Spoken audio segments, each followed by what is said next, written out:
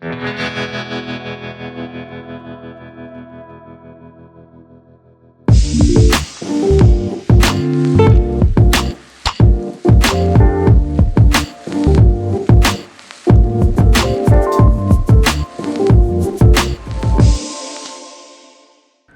my name is Jeremy Prock, and this is probably, the 85th podcast we've done?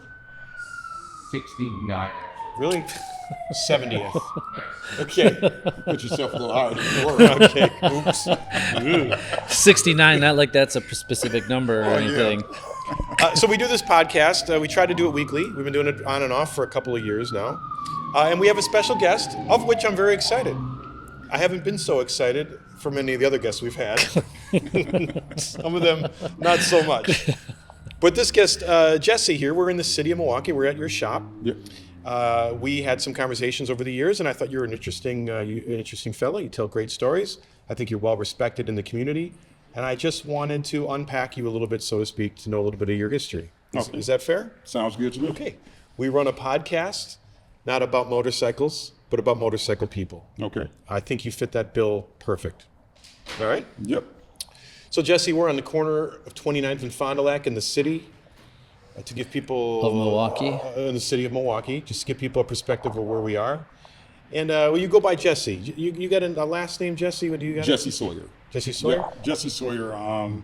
Address here is 2919 West Fond du Lac Avenue, Milwaukee, Wisconsin. And how long have you been here? I purchased a building. I haven't really done an opening yet. So I purchased a building in 2015 and it was kind of ran down, old brick building, but I needed fire suppression. All right. So the last building I bought, not knowing much about commercial buildings, I bought it with old wood structure in it. So fire suppression was actually killing me. So this building here I purchased, it had the Sman Creek ceilings, all brick. I had 40 foot of lot on each side of the building. So it pretty much ate up all of my fire suppression at the time. Perfect. Yep. That's cool. So you customize motorcycles, and we'll get to that. But can you just tell me a little bit about your history? Born and raised Milwaukee? Born and raised in Milwaukee. I was always into building custom automobiles originally. So a lot of classic cars, and I was into building for magazines. Like I got cars featured in Lowrider magazine, Super Chevy, Trucking magazine, a lot of different magazines. So I was into that more, and then 03, the Harley Davidson anniversary came here. And when it came here, I had an old guy pull up on the side of me with a bagger. It was kind of bone stock bagger, but it had so much chrome on it, you couldn't even. And he said, I was in my 67 Chevy pickup truck, which was customized. He said, God, that's a bad truck. But he said, it'll never take as much time to clean that as it takes to clean this. I'm thinking like, how is that possible? So about time Sunday came, I see a group of black guys riding. I'm like, hey, those are some pretty nice bikes, you know. So I pull up and talk to him. I end up purchasing one of the bikes. Oh, really? So when I purchased it, it was thereon. I pretty much, when I got it, nobody could find a good mechanic that worked on it and that really loved the bike. So they knew me from the cars and knew I loved the cars. So it went from that point to, hey, do this to my bike, do this to my bike. And it was like, I wasn't taking any shortcuts. Right. So it was pretty much, I got to the point it was 10, 15 bikes inside of your garage. Then all of a sudden there's bikes in your driveway and it's like, hey, I need a shop. Yeah. So I went into, hey, let me buy a building. Like I said, we go back to buying the first building, which was, I couldn't get fire suppression. Right. So it was an arm and a leg. So when this one came up on the market, I'm like, hey, I need this building, you know, and the alderman was like, well, we can work something out, but you need 2 locations. And I'm like, I really can't have 2 locations. So I pretty much said, I gotta have this location. This is the only way I can stay open. So I ended up getting this building here. That's cool. Let me go back a little bit further than 2003. What got you mechanically inclined? Who taught you just the basic skills to even customize the cars? Actually, really no one. It really came from my father. My father he's from Louisiana, and everything they did was, they didn't have the correct tools, but they had to make what they had work. So it was kind of one of those things where you can do it. Right. Go out there, take this flathead and take all 20 of those Phillips screws out. Right. So you made it work. So he opened up a locksmith business here in the late 70s. Okay. So in the late 70s, I went into locksmithing. I mean, well, I didn't go into locksmithing in the 70s. I was just little, still small. You were hanging out at the shop. I was hanging out at the shop. Yeah.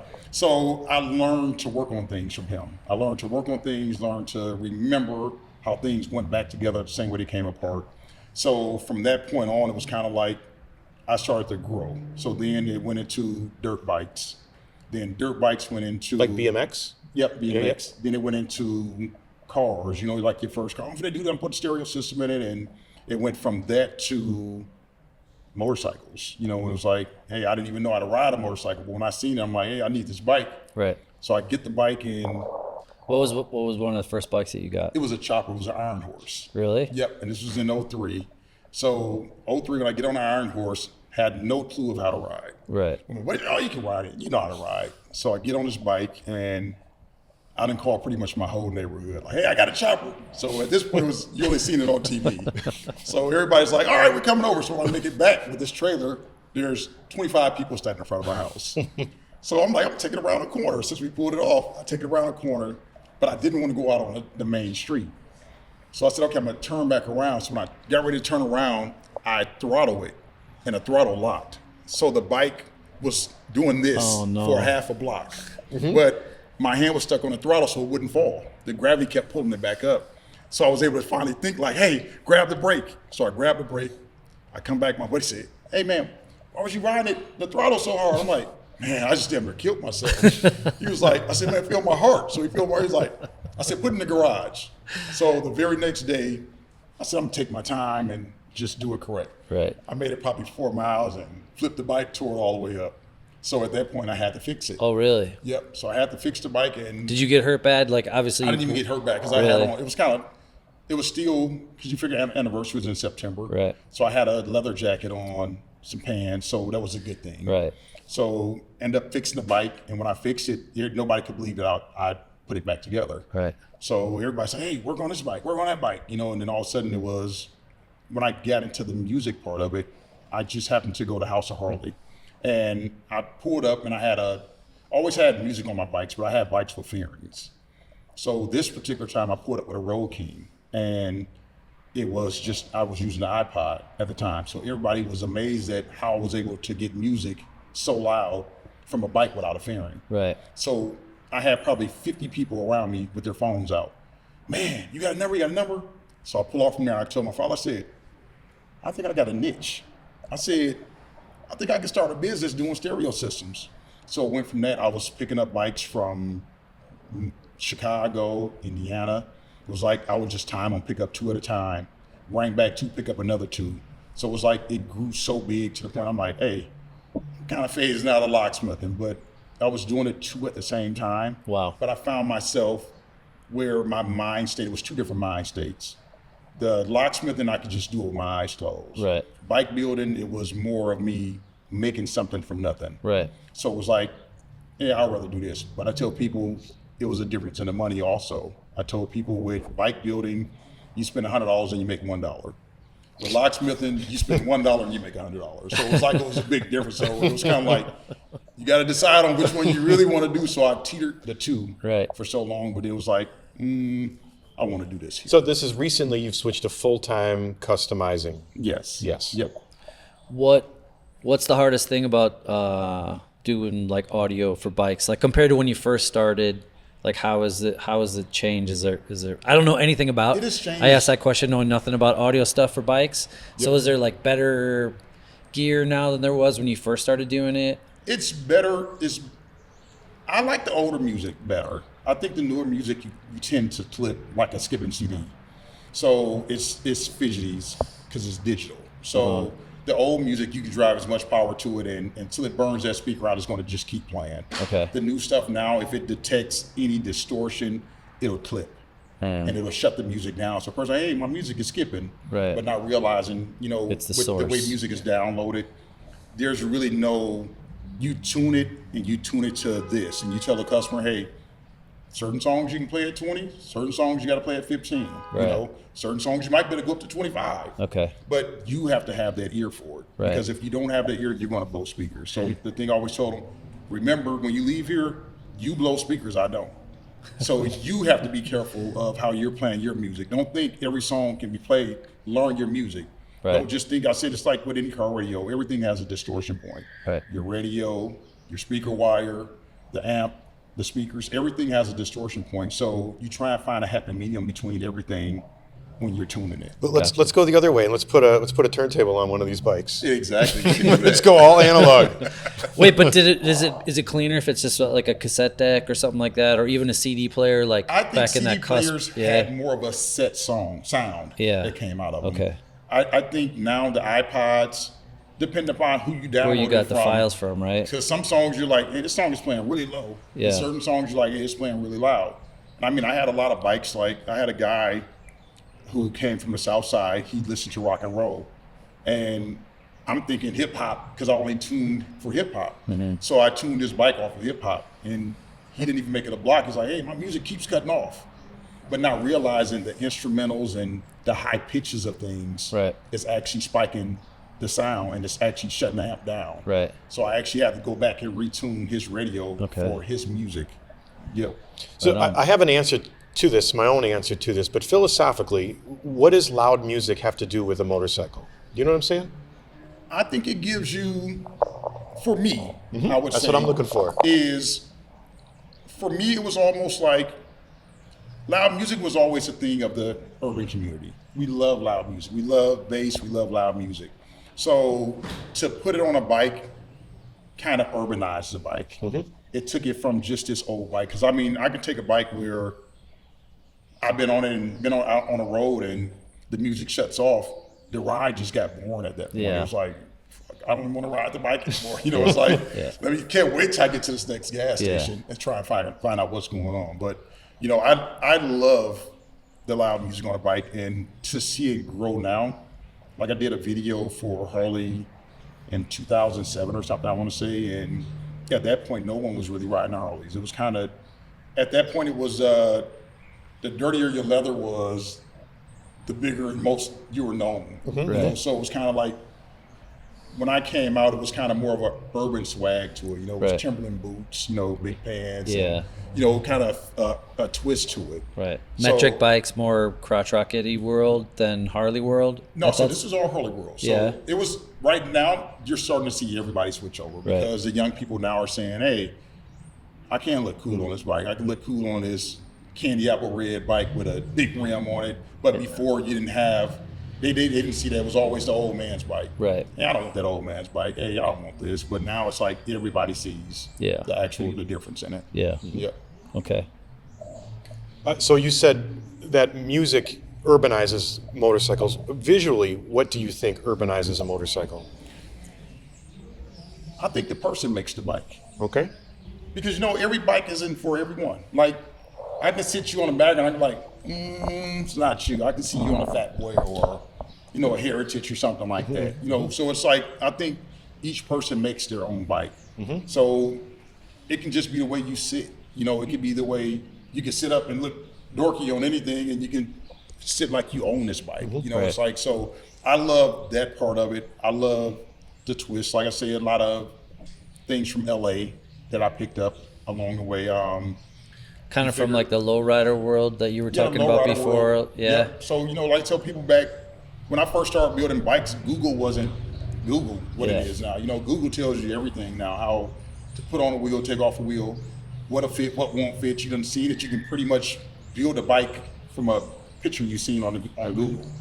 Back then, you didn't have that. It was pretty much what you were willing to do. And I was telling you that the other day, I believe, where you get to the point where customizing to me is, are you willing to risk it? You know, are you willing to take this chance of cutting this piece up and it work or it doesn't work? So a lot of people say, you know, customizing is this. It's not. It's are you willing to try cutting up this $800 piece? So you're standing there for an hour and you're like, hey, should I? You walk away from it, you come back and you're like, I'm gonna go with it. Right. You know, and eventually you go with it. Yeah. Yep. You've made some mistakes. Oh man, I got a box of parts. You know, a box of parts that's no good. You got them hidden with a tarp over them? Exactly. Yeah. But you got to keep them as a reminder. Yeah. Because you remind yourself, hey, listen, remember all that money you threw away in that box there? Yeah. Yep. Well, go ahead. No, we were talking about your truck that you're kind of planning on lowering, and Lala was showing me pictures of like how you kind of mocked it up. Yep. And that's cool. You know, it's like a good analog way to do it, like old school way to do it. Instead of doing a digital thing, you just use some tape and some cardboard or foam core, and you know, just get the lines all set. So that's what I told Lala. It's almost like you have to squint. You know, that's what you did before. Yeah. The digital, you stood back and you squint. Yeah. And see, Just hey, kind of like. yeah, I think it'll Yeah. go. You know, but nowadays it's kind of like everybody has the option. I'm not a computer savvy person, so I pretty much we're dinosaurs at this point. Right. You know, it's like, hey, let me try and make it work this way and see what it looks like, and I'll cut it up and make it go back to. As long as I can remove this here, I can always put it back. Right. Yep. So you said you started out customizing sound, but you customize and build now everything. Yes? You're not just doing audio on bikes. Obviously, you're doing all kinds of custom stuff. Yep. So I'll do everything. I don't do any motor repair. Well, I mean, I can't say any motor repair. I don't overhaul motors Right. or build bigger motors. Yeah. But motor repairs, I do.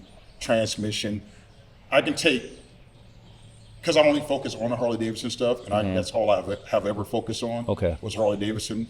I can take a bike and put every bolt inside of a box, and I can tell you exactly where it every goes. last bolt goes. Right. Yeah. That's cool. So I mean, that's from a complete frame off Yeah. bike. Yep. You mentioned that the community has changed, or the tastes of the urban community have changed from maybe more of a metric Japanese motorcycles to now hopping on the old man's bike. Correct. What else do you see in motorcycling? If you zoom out a little bit, you know what I mean? What do you see culturally? I see it culturally. I love, like, even overseas, you're starting to see it, you know, and it's like, Are you only, was it always happening, or you're only seeing it because of Google? I think we're seeing it because of Google more so. Mm-hmm. And I think you're seeing a twist that's actually spreading. You know, it's kind of like, you can see a big wheel bike come past and it can have an old guy on it that's 70 years old. But for him to feel like that bike is cool, he's going to have a loud system, Yeah. and he may have some type of rap going on it. Yeah. You know, so it's like, okay, you know, you see it, and I mean, I love the twist. I'm a people's person. Really? I kind of got out of Get that. I got out of riding probably in 2015. I didn't ride as much because I felt like everything started to change. It became watered down. Yeah.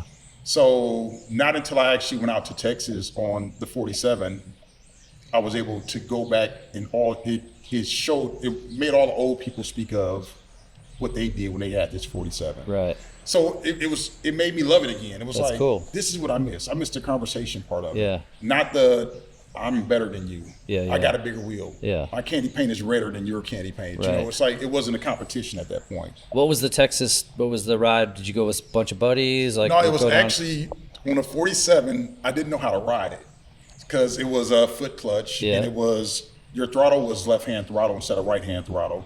So everything was in reverse, and I had to kind of get used to it. So it was wintertime. I'm like, hey, listen, who has the hot temperature right now? Texas said 80 degrees. I said, hey, we're going to Texas. So go down to Texas, and just to pull up to the old dealerships and talk to the people. I mean, like I say, that was the world to me right there. That's cool. Yep. Nice. So we're trying to bridge a gap, Okay. if you will. We're a motorcycle show, or a motorcycle race and show here in the city. And, you know, we've got some pull in maybe Asia, but we don't have much pull on 29th and Fond du Lac. Okay. But yet we want to showcase the diversity. Yep. You know, how can we showcase the diversity of Milwaukee to our stage? Does that make sense? See, I think, okay, so from the people I know and the way I see it goes from my Harley anniversary. So in 2013, I did an event on 3rd Street. So it was supposed to go from 3rd and Walnut to 3rd and North, which was 6 blocks. I ended up having to cut it short 3 blocks because they didn't want the Daytona style parking on the other 3 blocks, which would have caused people to burn rubber and Right. possibly hit someone. So me doing that event, it was very diverse to me. It showed the white group that wanted to come in and hang out, and also you seen the black group that wanted to go down to Brady, because back then Brady was kind of up and coming at that time. So you seen the black group that wanted to go down there to Brady Street. So I think it's a big diversity. I think people want is just sometimes where you welcome. And like I say, it's open arms up here. It's open arms to In Milwaukee? yeah, to, Or in this to Milwaukee. area? What do you mean? Where? I think the overall black community of Milwaukee is a open arms Yeah. community. Like I say, it's just pretty much, we got such a bad rap with everything that goes on here, but we're even complaining. You know, it's like, hey, it's not just everybody else complaining. We're like, hey, what are you guys going to do to stop this? You know? So I think that to bridge it, like I was telling you, just pretty much like even an interview like this here, and an interview taking place probably at Throttle Twisters, Sure. some things like that. I think that would be really nice. You know, I think it would bring to bring some of the old people, like I could bring in some of the people who were on those pictures. Oh man, And just to have those guys that would be speak. so cool. Right, Because that because- place is such a gem. Yep. It's like a museum piece. Yep. And Well, for those that don't know, explain Throttle Twisters. yeah. So Throttle Twisters is one of the oldest black biker bars in the city of Milwaukee, but it's known worldwide as one of the oldest black biker bars around. So And the Throttle Twisters was a club, right? Throttle Twisters was a club. Club. Correct. Yeah. Black Black motorcycle Biker Club. Yeah. Yep. So actually, just even talking with the guys of things that I didn't know. Like I had a guy, Shovelhead, I was working on one time, and he had all of these little trinkets on it. And I'm like, this bike's pretty cool, probably back in his days. So he went to tell me how back in the days, Harley Davidson's parts and accessory book was only a couple pages thick. He was like, hey, we didn't have this big, thick catalog that you guys see today. You know, we didn't have all these custom books. He said, we were pretty much not JP Psycho. He was saying JC Whitney. All right. JC, we was like, man, we were buying stuff off of here. We were getting gold wing parts, put them on the Harley Davidsons. He was like, we were lighting them up. Right. So to listen to him talk, it was like, man, this is interesting. You know, I'm like, it's a story to tell. And I mean, it's like, they were telling me about the slow races. You know, this one guy was like the baddest guy, but when I see him, I'm like, he was the baddest guy. You know, like, because you just see this old guy at this point. So it's like, it's funny, but like I said, I would love to see the diverse side of this here to link. You know, We'll go back. Yeah, Finish your story. exactly. You said you did the Street Fest. So finish. I So think I the cut Street you Fest, off. The Street Fest was 2013. So I was able to. So my thing was I went into Harley Davidson. So I originally You walked down to Juneau Street and no, said, actually, "Hey." So I was dealing with suburban Harley Davidson at this time. So Scott who was owner, Scott said, "Hey Jesse, meet me down at I forget it was called Harp or something like that on the east side. Yeah. Bar. It's still there. Yeah. He said, "Hey, meet me down at Harp Bar." I'm like, "All right." I said, "It's probably about 18 of us that's going to come down." So we all go down. We go. It was just like all of this white music that we're like, everybody's like, well, I politic, you know, so Yeah. I can just listen to the beat and I'm cool, Yeah. you know, so, but everybody kind of pulled off at this point. Right.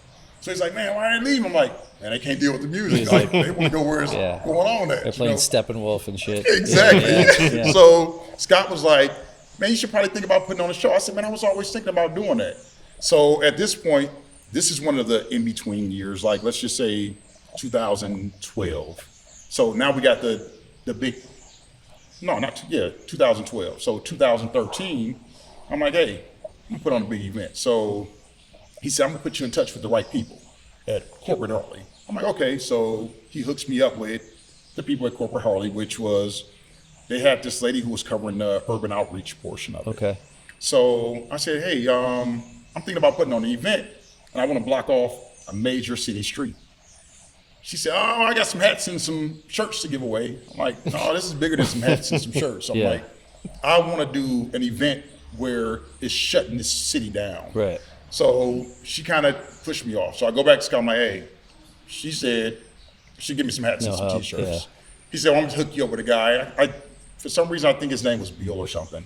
He's like, I'm gonna hook you up with Bill. He's over the anniversary of that year, which I think was the 105th. Okay. So he's like, hey, I'm gonna hook you up with this guy. He's over everything. Go talk to him. So I go in. I'm like, hey, I don't deal with the corporate world. You know, like I'm from the inner city. You know, I deal with the inner city, but I don't deal with the corporate world. So he's like, no, just go in there and go talk to him. I'm gonna send my main secretary, Chrissy, with you. So me and Chrissy go there, and the guy was like, so what are you planning on doing? I said, well, I want to throw an event. To me, the events I've been to, it's about music and drinking. Once the music stopped, no longer even fun even drinking a can of beer at this point in time. Right. So I said, I want to put on an event where they can stay occupied the entire day. And he said, okay, well, what are you talking about? So I said, I want to bring in vendors. I want to bring in stunt show, a bike stunt show, motorcycle stunt show. I want to bring in KCBS, Kansas City Barbecue Society. I want to bring them in. I want to bring a stage. I want to have a fashion show with everyday regular people on it. He's like, that sounds good. He said, how much money do you need? I'm like, well, let me get back with you because I don't want to scare you. You know, Yeah. like in my mind, I'm saying 10 grand, you know, like, Yeah. but Chrissy blurts out 100,000. He's like, oh, I can't do 100,000. He said, but I can give you 50 grand and I can give you giveaways and I'll put you in touch with other people who will hook you up also, like Miller, different people who were sister companies at Yeah. this time. So he puts me in contact with all these people. So now I walk away, there's almost $100,000 inside of a bank account. Yeah. And I'm like, fuck. Like, it's crazy that somebody trusts me this much to say, here's $100,000, no paperwork signed, nothing. I'm like, okay, so I started putting this event together and I didn't realize what it took. I do a lot of events. Like I said, I was traveling around the world, going to bike events. So to get to the point where I'm putting on my own event, I didn't realize what was involved in putting on your own event. Right. I didn't realize that I had to get an electrician. And for these 3 blocks that I'm doing this setup on, I didn't realize, I'm thinking, hey, one big generator, feed power down 3 blocks. He's like, no, you got to feed power in. He was like, you need a generator at every corner, feeding it in so the energy is matched. Then you need the mats, then you need the cords for 3 blocks. You know, it's like everything became a big rental. Yeah. Oh, so it was that. It was, we gave away a sports shirt for the KCBS. It was like radio station promotions, different things. And it was like, you get up. So I never realized, like even going to go meet with Coca-Cola, I didn't realize like the cows for pushing around the drinks. We had to build some stands because at this time they used to have an event that was on 3rd Street, Old World 3rd Street. I can't remember what it was back then. But someone threw a bottle at a cop. And the day before the event, they said, hey, you need to get downtown, fill out a permit that you're going to have products inside of bottles, otherwise you can't sell anything. I'm like, whoa. So I had to rush downtown, fill out and get this permit. It was just pretty much making the police aware that there could possibly be a bottle flying at you at this point in time. It was like crazy as shit. Yeah. I never knew how much pull Harley had also, because when I said 3rd Street, people were like, oh, you can't shut down 3rd Street. I'm like, hey, let's try it. Yeah. So we had a person who was over the city at the time for the permits, and she said, hey, I said, hey, I was told to give you a call to come down and meet with you about shutting down 3rd Street. I said, well, let's meet at the old Ponderosa building that was on 3rd Street. Right. So we go in there, her attitude was like, no, it's not gonna happen. It's not gonna happen. No. I'm like, we haven't really even talked about anything yet. So I go back to Harley now. And I'm like, hey, my plans for 3rd Street is pretty much out of there. He was like, who did you talk to? I'm like, well, I talked to the head person over the permits. And they called her like the queen of Water Street. Right. So people may end up knowing who she is at this point. Is that Cecilia? Cecilia Gilbert. Yeah. Exactly. Yeah. So I call her. He said, call her back tomorrow. I call her back. I said, hey, I was told to give you a call back. Can we meet for lunch again? So I'm expecting what's going to change. She's like, okay, yeah, I can meet you tomorrow. So I go and I'm like, hey, finished talking about 3rd Street, and she's like, yeah, I think it's gonna be a nice event. She was like, I'm gonna have on my Harley boots and this. I'm like, all right. Well, who called you? You know, it's like, who called you? So it actually turned out to be a great event. For a first time event, I had vendors from California, like custom builders, I had custom rims. And my thing I was trying to get the urban outreach person from Harley to understand is that urban outreach isn't finding the black lawyer or the black doctor from Menominee Falls. You know, it's about coming here into the nest. Right. You know, going to Throttle Twisters. That's fine. I would never put myself as a pioneer of this. Yeah. I would say, hey, listen, let me go find you who I know that's still alive that would be considered as a pioneer. Yeah. Let me get you and you talk with him. Yeah. So like I always try to explain to them, it's what's in your backyard.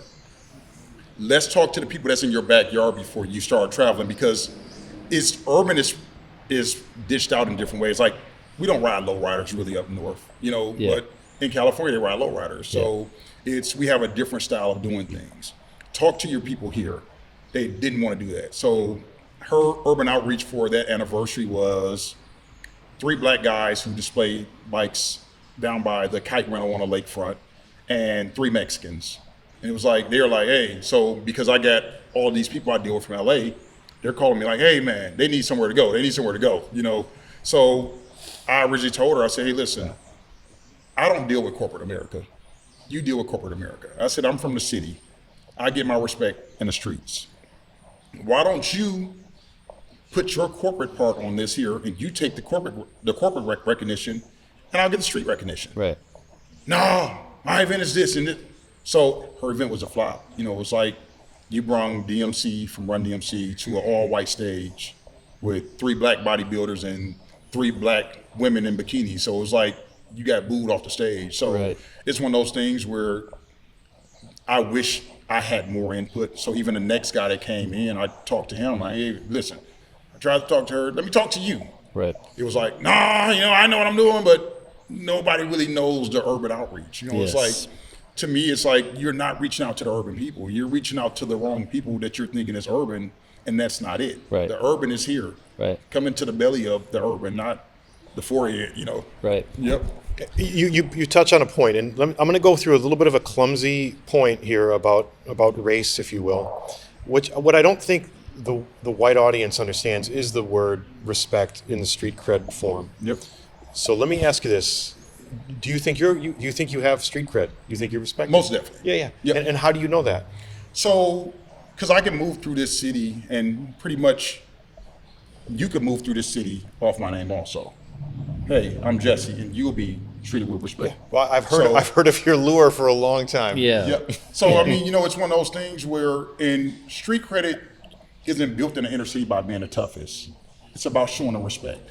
So I have always been. I'm a man, so I don't have to be the toughest person. Right. Just respect the fact that I'm a man.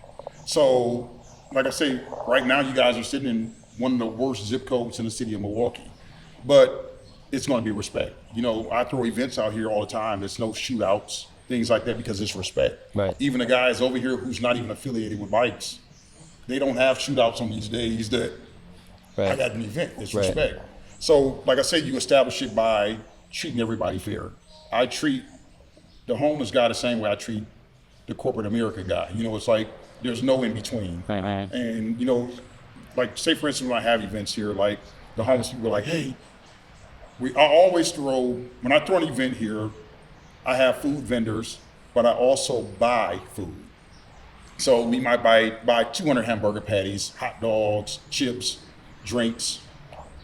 The people who can't afford food, you can go back there. You're still eating, enjoy it. But I don't really want to go back there. Listen, everybody that respects me most definitely is going to respect you. And anybody who doesn't respect you, it's time for them to go. Yeah. So I mean, you build it over time. You build it over time by talking to the people. You're not better than. I never portrayed it. Everybody around here is my friend. It's like everybody. I don't care who it is. If you got a gun in your hand, if you just killed somebody, I'm going to try and talk to you. I just seen a situation the other day where a guy was murdered over here. And to me, it opened up my eye to say, where are we now? Because I seen this guy shot in his head twice, laying on the ground, but I came right back to work as if nothing ever happened. Right. So it kind of led me to think like, how are our minds trained at this point? Because it's like the trauma. I should be upset. This should be bothering me. I shouldn't be able to eat lunch when lunchtime comes. But your mind is already set to it. So it's just pretty much you get to the point where you start thinking, when is my day? When is somebody going to say, hey, you got enough bikes over there, let's go over there and go rob them. Right. Let's try this or try that. So, it gets to the point. I mean, I leave this place sometimes at 2:00 in the morning, and it's pitch black outside. Right. But being nice to people. Everybody watches out for you around here because you watch out for them. Yep. Exactly. Yep. Most That's definitely. cool. Well, thanks for going a little bit uncomfortable there. Let me lighten the mood just a little bit. And I want to go back to your story about, you said LA has a style, the Midwest has a style. Yep. Does Milwaukee have a style? I'm going to say when I got into building the bikes, Midwest really didn't have a style. It was, and I have to say Midwest as a whole, because you see the same stuff here. To me, it's almost a Harleys and hot rod incorporated into the bikes. LA, it's more of a low rider style incorporated into the bikes. Where I seen a guy one time, he, on his bagger, I was down there, and this is, like I said, early 2000s. He had a Sportster wheel on the front of his bike, and the crowd went crazy. I'm like, okay, 21-inch wheel, but this wheel is too skinny for this bike. But at that time, that's what they started off with. It wasn't buying a 21-inch wheel from, a custom rim shop. It was, you took a wheel off a Sportster and put it on a bagger. So it was like, he brought back what they started off with. So everyone went crazy in the crowd, so it was cool. I mean, just to be down in the roughest neighborhoods in LA, I always wanted to go to LA, but I wanted to make sure I knew the right people for the areas that I wanted to be in. Right. So to meet someone that was neutral. Just because you're searching for parts, you're searching for style, you're doing research. You're searching for style, you're seeing what they have to offer. But you have to go into the belly. It's like you got to go into the belly of the beast to see it. Because, I mean, everyone doesn't have a shop in LA. A lot of them are building them on their backyards, on the back porch of their house. And I mean, it's just a bike sitting there with a little tent over the top of it. And some of the best bikes are coming out of there. Right. Yep. Tell me a little bit about chopper culture, Scott, if you will. That the white audience, per se, the tradition of which you and I know, the bikes have become minimal, right? Yeah, somewhat. I mean, So the more minimal, the tinier, the smaller, the less minimum to function is the style. Yeah. Whereas narrower, skinnier, a 32-inch front wheel, this is not function. Does this make sense? Yep. This is a major style difference. Mm-hmm. Mm-hmm. Yeah, that was the question I was going to ask. So, like, when you're seeing people coming in here asking for you to customize a bike, or I'm sure people roll up all the time and ask if you do repairs or you put on parts or you customize their bike besides doing the audio stuff. Mm-hmm. Like, what do you see younger people coming, because Harley's concerned, and I think it's legit, that it's a lot of us older guys that are into bikes, but they're not seeing many young people engaging. Do you see that? The young people is actually engaging more. Yeah. If you ask me. Yeah. From what I kind of here. think so too. Like a lot of young people coming up, but I was wondering if you were like what you were seeing around here. Yeah, like you're starting to see the guys that's 21 years old jumping on their first Harley. Like I say, before it was pretty much, I want a sports bike. I need the speed, But now it's kind of like, hey, I've been around my uncles, his friends, they all had Harley. So I'm more attracted to a Harley than I am a sports bike. Right. Yep. And they want to get a bagger or. Yep. So they want to get baggers. To me, the soft tails are about to make the biggest comeback. Yeah. The soft tails. The soft tail was originally the bike of choice. I just bought back one. then. Yeah. I just bought an 84. So you figured I got a buddy who's 6'5" almost. I mean, if he's not 6'5", he's 6'4", right? 11. And it's like when I seen him, he bought a Fat Boy in '94. I'm like, how the hell did you make this bike work? For your height. It's like, but they squat down and put the ape hangers on it, and it was a bad bike. I'm like, okay. But I was always thinking it was small. But I remember when the Road Glide was the most hated bike. It was like, that was really like the worst bike. It was like, the bike with the single head, like we hate those bikes. Right. But then now you've seen the last 5 years, you've seen the comeback. Mm-hmm.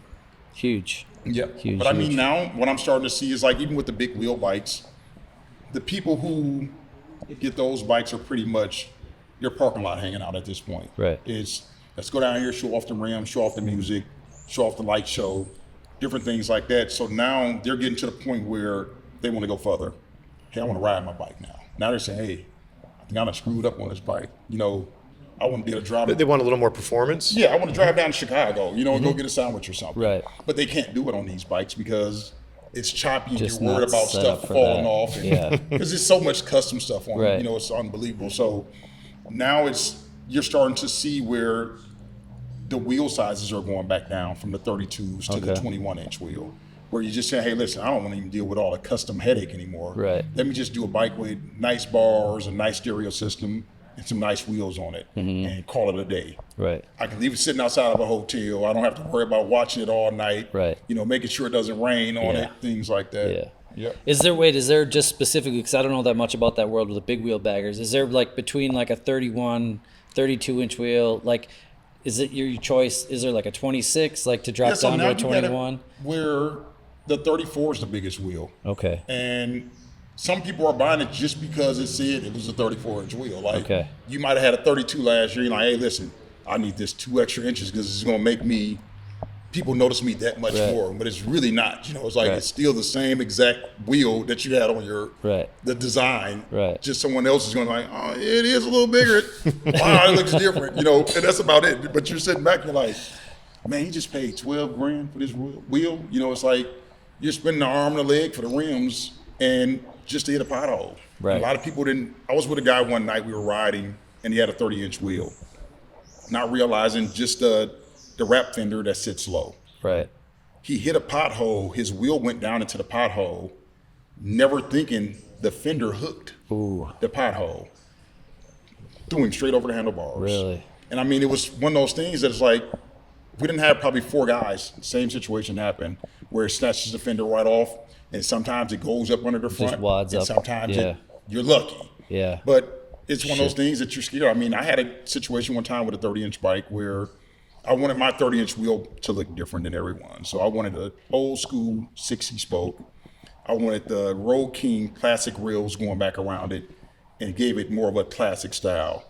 And I did that, and I made, because the 30-inch fender had the arms that went down to the fork bolts there on the fork legs. I made a metal plate in there to carry this rail that went around that you couldn't see. We were riding staggered, and I'm on the island inside lane of the staggered.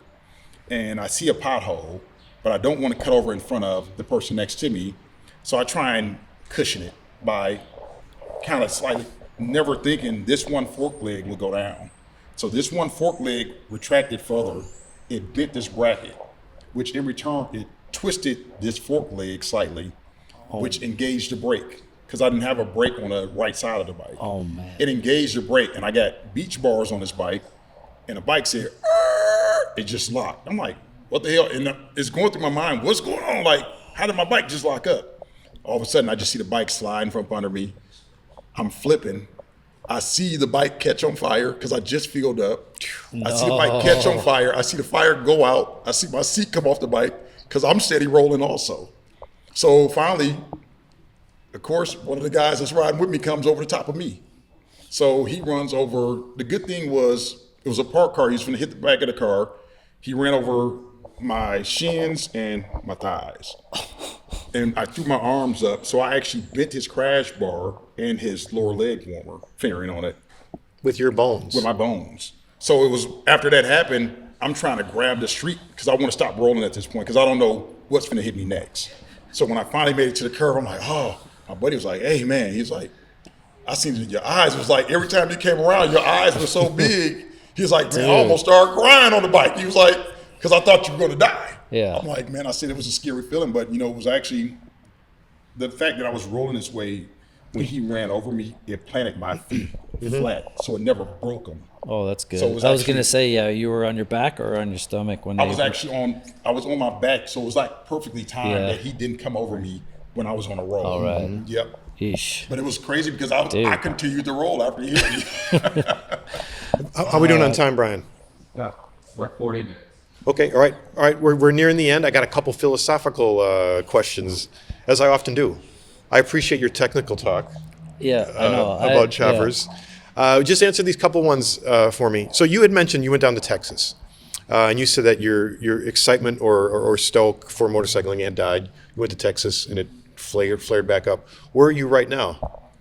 Right now, so I went out to Daytona Bike Week in March, and I left a bike out there for my cousin to ride. So I'm like, okay, well, I'm gonna do Myrtle Beach. So I ended up flying out. Was that recently? That was in May. No, wasn't Myrtle Beach just like 2 weeks ago or no? So this is Memorial Day weekend. Okay. So I ended up flying out to Florida, rode the bike from Florida to Myrtle Beach, which was like 7 hours or so. Then when I left Myrtle Beach, I got up at 4:30 that morning, Myrtle Beach time. I was back here at home, which is a 15-hour ride on GPS. I was back here at home at 9:30 at night. So what I loved about it was, to me, I'm a loner. I want to ride by myself. Because when you're at work, when you're out, you're dealing with so many people that you never really get time to collect your thoughts on things. So to me, that ride was personal. It was like, okay, you get to deal with everything that's going on, toss stuff around inside of your head, what you can do better, what you shouldn't do, Yeah. different things. So it made me where I love riding. It was like, this is what I need. I'm a highway rider. You know, I need highway riding. I don't need, in a year's time, summer our riding season, Yeah. I probably jump on a bike 3 or 4 times in a year. Because before it was a sense of comfort when you got on the bike. It was like you couldn't wait to get off from work and, man, get on this bike and whine a day. It was almost like having a can of beer or something for some people. You know, it's like you get on the bike, but now it's you get on and you're worried about if you're going to come back home. You know, Right. you're worried about, am I going to get hurt Right. jumping on this bike today? That comes with age and experience. Why that changed? Or It's how the is it city. the new drive, the way people It's are the way they driving? drive. Yeah. And everyone's texting. So Yeah. it's not like you'll hear people lock brakes up and it may be 2 cars behind you and, man, you squeeze those cheeks so tight, you know, it's like, hey.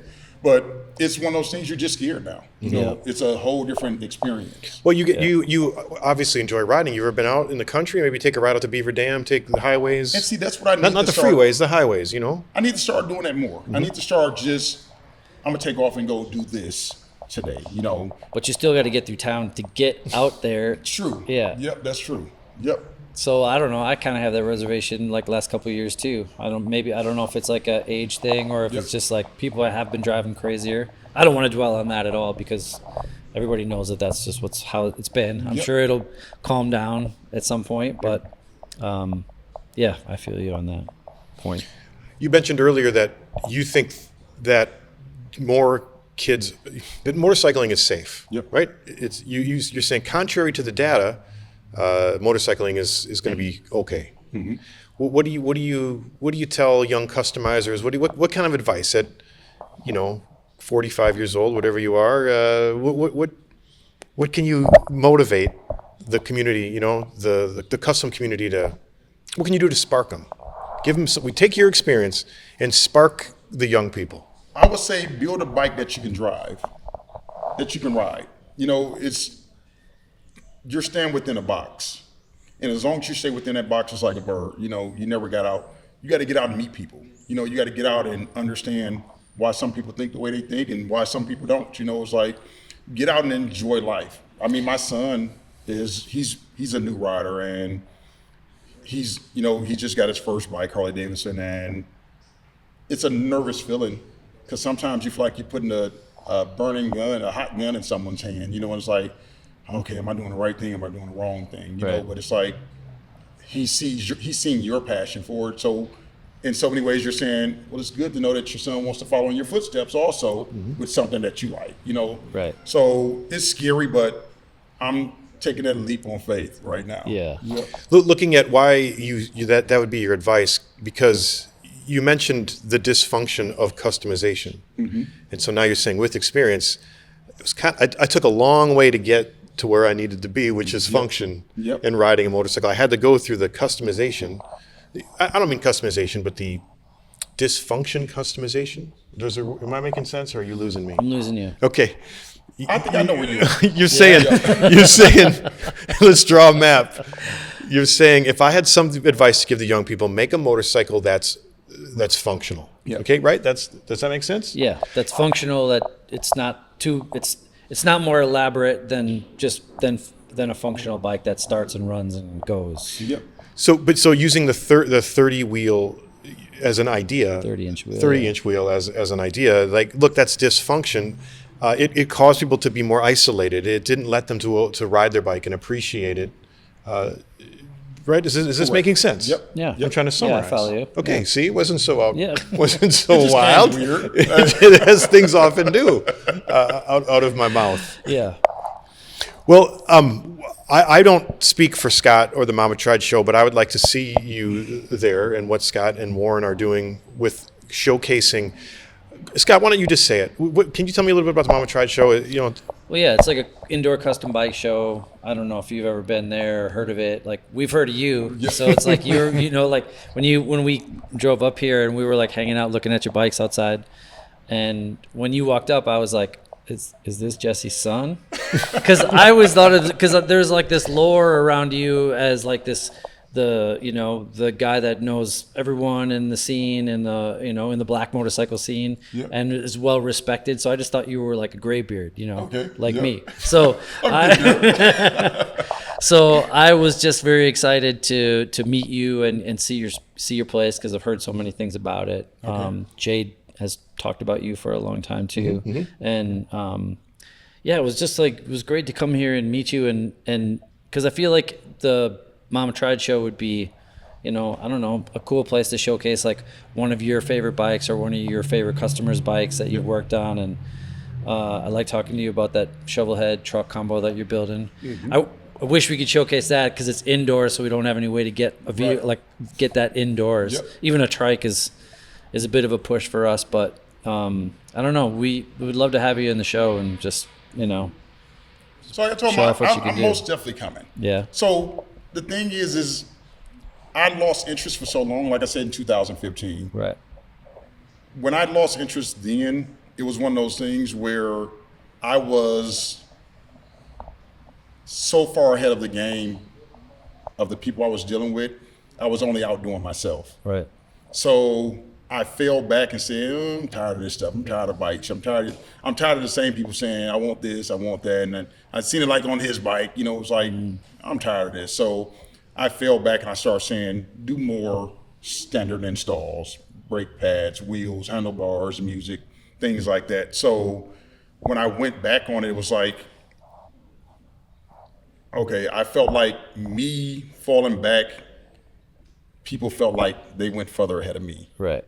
But I'm like, I have so many ideas right now. I'm like, hey, listen, you just That's awesome. open Pandora's box right now. Yeah. So I would hate back. to bring something that I did in 2014, 15 to your show. Yeah. Because it's like, now my mind is saying, hey, listen, this next show, I'm there. Right. I'm showing out, because my mind has just opened up so much this last year. Yeah. To the point I'm like, hey, let's get going. Let's do this. Let's do that. And, just as you said, hey, I didn't really see you open much. Why weren't you open? And I seen it kind of move. My mind is going now. It's like, I want to go bigger. I want to go better. And I want to show. I even called a few of the shops out here, which were like the main builders on the north side, because a lot of people feel like they went past you. And I'm like, hey, listen, we have a biker build off next year. Yeah. Why don't we take it to a Harley main stage or something where That's cool. It's a balanced out crowd. Right. Not just an urban crowd. Right. And they're like, okay, cool. Yeah. But I haven't built nothing in, at this point, we're going on almost 9 years. So I want to start back doing it, because now the stuff I'm seeing, when you look at a bike, it's certain things you pick from it. You may say, oh, those are some nice floorboards. I don't see any bikes that I'm really like, that's a bad bike. Took a lot of creativity. I don't see that. Right. I'm just seeing people throw a lot of money into them. Right. It's like, hey, my paint job cost $10,000. It's like, but I didn't make the bike. Yeah. Hey, my big wheel, 34-inch wheel it cost $12,000. It's like, that still didn't make the bike to me. It's like, I'll put a bike with a 21-inch wheel and make it sit there and look like a picture. Yeah. It's like, that's what I want. I want something that's nice. Yeah. Again, I want to summarize what you're saying. Keep up here, Scott. What you're saying now is you're like, in 2015, like my art wasn't appreciated. Correct. Is that okay? And The best example I can give you, I don't mean to cut you off, is Back to the Future. When Michael J. Fox started playing the guitar, and he was playing rock and roll. Yes. And everybody's mouth dropped and said, what is this? Yeah. He was like, in the future, you guys are finna love this. Yeah. That's how I was Right. back then. Yeah. I was so far ahead that nobody understood it. It was like, people didn't understand a full frame off deal, because I was doing full frame offs. Right. Where every nut and bolt was replaced and painted frames. They're like, why is he charging so much for those bikes? It's like, that's nothing special about that bike. But they were comparing it to a stock bike that had a regular wheel on it. So it was like, now I'm starting to see things are going up. Back then, people didn't want to pay $2,400 for a stereo system. Now they're paying $10,000 for a stereo system. Right. You know, people didn't want to buy a rim package for $3,000. Now they're buying one rim that's $10,000. Right. So it's like you see the big difference in it now. Yeah. Yep. I'm making a bold statement here, as I often do. The boldest. Yeah. I too, in this past year, I have said, F motorcycles. Yep. I'm tired of the culture. I'm tired of what motorcycles have taken from me, the people I've lost, the injuries, the money that I've lost to doing this. Riding here today has revigorated me. You've been riding a lot Reinvigorated. all summer. Yes. But feeling your stoke today and your revitalization amongst yourself is a little bit contagious. Being in your clean shop, seeing your stoke and energy for what you want to be able to produce is firing me up. Is this a bold statement? Yeah. No, I don't. It is, So but you're just like I said in Texas. Just talking to the right person Yeah. made you want to do something else. Yeah. So it's like those people, they made me say, I'm ready. You know, let's get going. You know, I love the conversation. But to me, these big wheel bikes are kind of like, the way I always sum it up is it's like a woman. Hey, we got Lala rolling through here. To me, the big wheel bikes is like a woman with high heels. You know, even though they hurt like hell, she knows she looks good in them. Yeah. And it's like you're looking at a woman with these high heels on, and you're looking at a woman with flats on, and you're like, that woman in high heels looks so nice. You know, so that's the way it is with big wheel bikes. That they look good, but you don't get the performance. At night, you want to say, hey, listen, I'm happy I made it home. You know, it's like, hey, my wheel isn't bent. You know, different things like that. Yep. No, I appreciate it. So we end our podcast with just a clap it up, right? Is that okay if we finalize here? Well, I was going to say, Jesse? the I'm sorry. invitation's always open. Whenever you're ready to build the bike that you want to, but you know, Hey, I'm the build showcasing. that you got in your head. Yep. So it's the invitation's always open, Jesse. My ending was a little bit curt. I thought we were at the 1 hour mark, but our producer says no, we're not. Well, anyway, thank you for your time. Your shop is beautiful. Your stoke is contagious, and we're appreciative to be here with you. Okay. With amongst your well respected self. Glad you guys came. Also. Yeah, we're honored to meet you, Jesse. Yep. Yes. I'm honored to meet you guys also. Yeah. Yep. All right. Well, thanks. So, Scott, you clap it up for me. All right. You clap it up for me. There we Thanks go. a lot, Jesse. Hey, listen, the mic is kind of heavy.